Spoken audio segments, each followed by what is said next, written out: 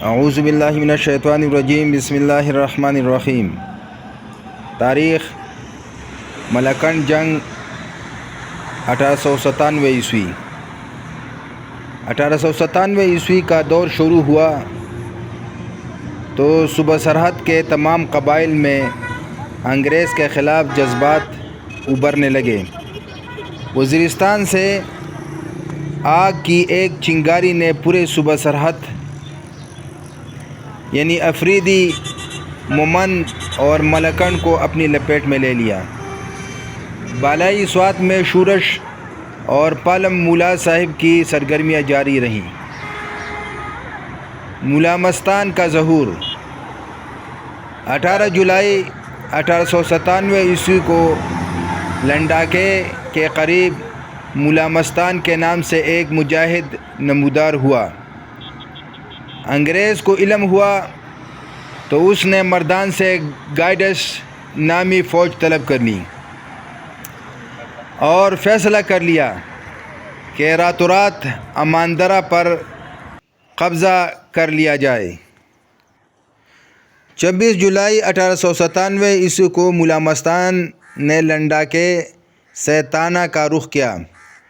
اس وقت اس کے ساتھ چند لڑکے تھے، لیکن راستہ میں 300-400 قبائل ساتھ ہو گئے اور ان میں ہڈے مولا صاحب اور تورنگزو بابا جی صاحب بھی ان کے ہمراہ تھے۔ الاڈن، بٹخیلا اور پیر کورنوں سے ہوتے ہوئے اس نے ملکنڈ پر حملہ کرنے کا فیصلہ کیا۔ پولیٹیکل افیسر میجر ڈین پہلے ہی سے لشکر کو تیاری کا حکم دے چکا تھا کہ دن نکلتے ہی مولا مستان کے لشکر کو مشترکہ منتشر کر دے، لیکن لشکر نے رات 9 بجے ملکنڈ پر اچانک حملہ کر دیا، جس کا لشکر کو وہم و گمان بھی نہ تھا۔ انگریزی لشکر سراسیمگی کی حالت میں ہتھیار سنبھالنے لگے۔ انگریز نے سکھوں کو آگے جھونکا، ان میں اکثر قتل ہوئے اور شدید دست بدست جنگ ہوئی۔ طرفین کی لاشیں گرتی رہیں اور تڑپتی نظر آنے لگی۔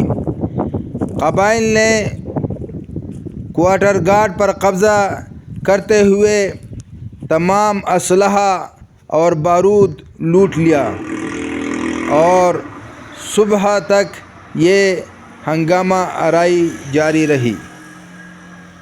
اسی رات قبائلیوں نے چکدرہ پر بھی حملہ کر دیا۔ سخت مقابلہ ہوا۔ 27 جولائی کو لندن اور شملہ میں بیٹھے ہوئے حکمرانوں کو اطلاع ملی تو انہوں نے تازہ دم لشکر روانہ کرنے کی ہدایت جاری کر دی۔ چنانچہ 30 جولائی 1897 عیسوی کو ذیل سرکاری اعلانات مشتہر ہوئے۔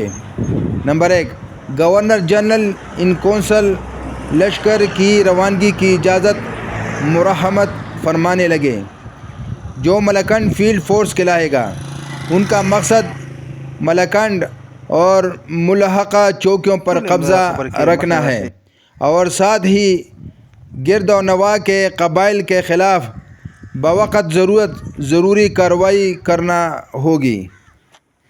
31 جولائی 1897 عیسوی کو مذکورہ لشکر کا نوشہرہ چوڑی میں اجتماع ہوا اور جنرل بنڈن بلڈ نے اس کی قیادت سنبھالی اور اسی رات قبائلیوں نے چکدرہ پر پھر حملہ کیا۔ قبائلیوں نے 2 انگریز افیسرز، 16 سپاہی اور 24 گھوڑے مار دیے۔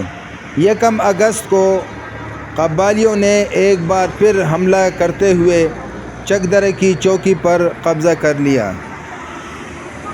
2 اگست کو انگریز لشکر نے موقع پر پہنچ کر پھر اس علاقے پر اپنے اقتدار قائم کرنے کی کوشش کی۔